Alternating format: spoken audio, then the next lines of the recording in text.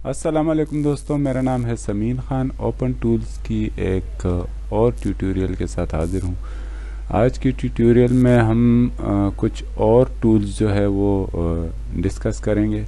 Open tools में tools कैसे काम करते हैं ये मैंने आपको बताया, ऊपर से स्टार्ट किया, शेप तक आए, और अब जो है मैं आपको टेक्स्ट से आगे का जो है एक फिल टूल है, ब्रश है, इरेज़र है, टैब टूल है, तो इनके बारे में बताऊंगा। सबसे पहले मैं जो है यहाँ एक शेप ले लेता हूँ, एक रेक्टेंगल, ठीक है। और उसके अलावा जो है मैं एक और शेप लेता हूँ, सर्कल, ठीक है। ज़्यादा बड़ा हो गया, अच्छा।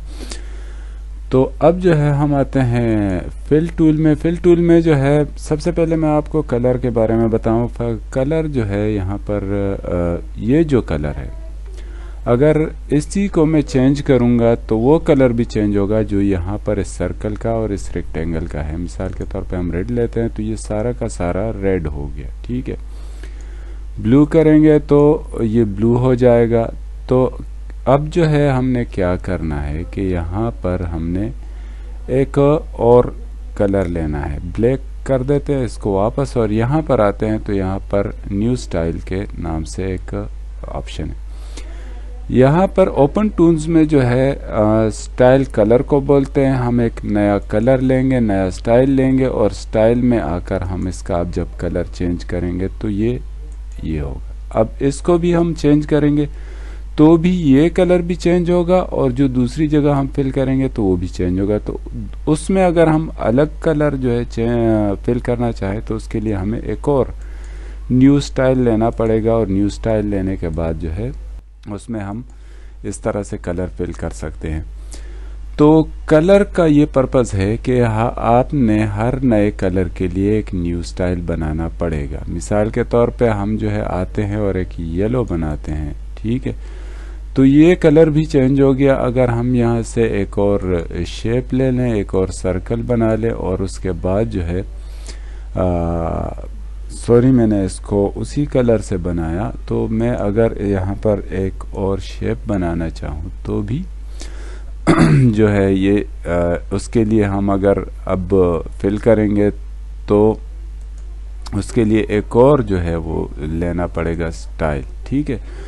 तो स्टाइल जो है इस तरह से आप पिक करके और सेलेक्ट करके उसमें जो है कलर आप फिल कर सकते हैं। हम फिल टूल ले लेते हैं और ये एक और कलर हमने फिल कर दिया, ठीक है। इसी तरह अब ये कलर का पर्पस तो आपको समझ आ गया कि हर नए कलर के लिए आपको एक नया जो है वो, अगर मिसाल के तौर पे हम ब्रश ले लेते हैं, ठीक है। तो हमने अगर इस ब्रश को यूज़ करना है तो पहले हम ये कलर सेलेक्ट करते हैं, ठीक है। ये खींची लकीर, फिर ब्लू सेलेक्ट किया, उससे लकीर खींची, फिर हमने क्या किया कि ब्लैक, ठीक है। तो इसी तरह आपको हर नए कलर के लिए नया स्टाइल लेना होगा, ठीक है। तो ये हुआ कलर का तरीका इसमें सिलेक्शन का। अब आते हैं ब्रश पे। ये ब्रश इन्होंने दिया है लेकिन ये काम नहीं कर रहा। अगर ये रास्टर लेवल है, अगर मैं यहाँ से एक और लेवल ले लूँ और वेक्टर लेवल ले लूँ, ठीक है, तो वेक्टर लेवल पर भी ये ब्रश काम नहीं करेगा। अभी वेक्टर सेलेक्टेड है, ये देखें, ये जो है अगर हम इस पर क्लिक करते हैं तो ये हमें कहते हैं कि the current tool can not be used on vector level, ठीक है। तो अच्छा, ये जो अगर रास्टर पर हम इसको करें तो ये रास्टर पर यूज़ हो जाएगा, जी, रास्टर पर ये काम करेगा, वेक्टर पर नहीं करेगा। तो ये जो ब्रश टूल है ये रास्टर पर काम करेगा, वेक्टर पर नहीं करेगा, ठीक है।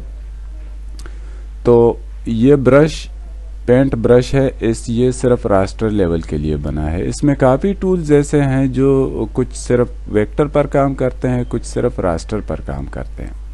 अब आते हैं इरेजर की तरफ। इरेजर आपने यूज़ किया होगा, जो विंडोज पर भी ये यूज़ होता है। यही जो है इरेज करने का काम करता है, और जो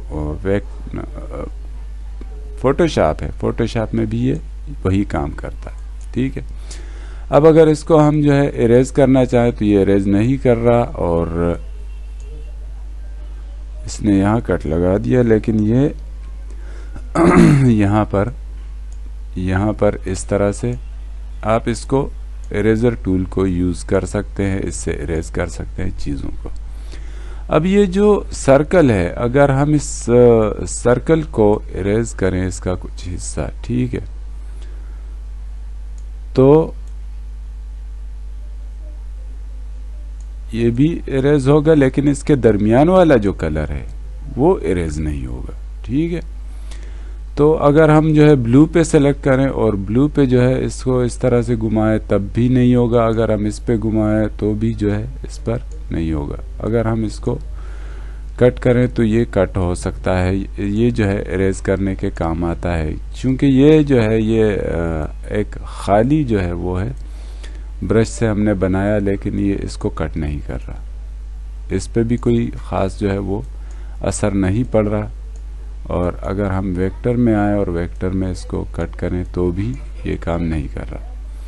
तो ये कुछ जगह काम करता है, कुछ जगहों पे ये काम नहीं करता। और इरेजर टूल का अगर हम साइज़ थोड़ा बड़ा करें और फिर इसको कट करें तो भी ये इरेज का काम करेगा। लेकिन वेक्टर लेवल पर अगर हम आए और वेक्टर लेवल पर हम कुछ बनाएं, ठीक है, और इसमें हम एक सर्कल बना लें और फिर इसमें कुछ जो है कलर फिल करें, ठीक है,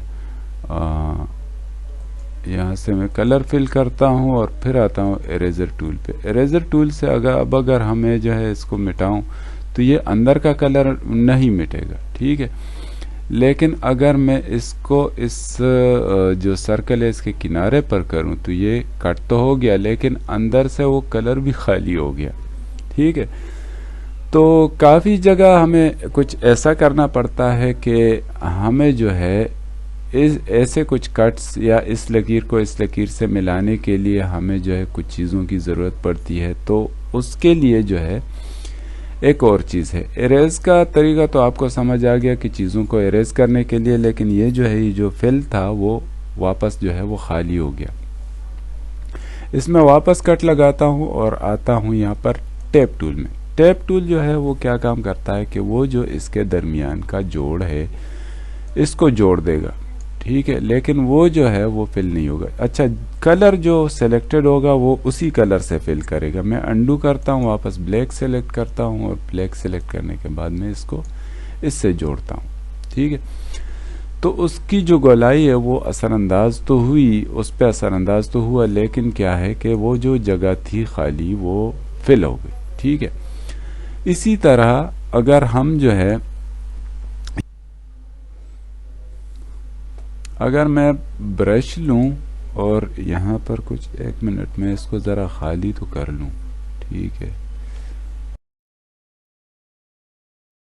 जो है यहाँ पर आते हैं कलर पिकर। कलर जो है वो आप जो चाहे कलर जो है वो करें, सेलेक्ट करें और उससे जो है आप कलर पिक किया और अब जो है हम न्यू स्टाइल ले लेते हैं। न्यू स्टाइल में कलर पिक करते हैं।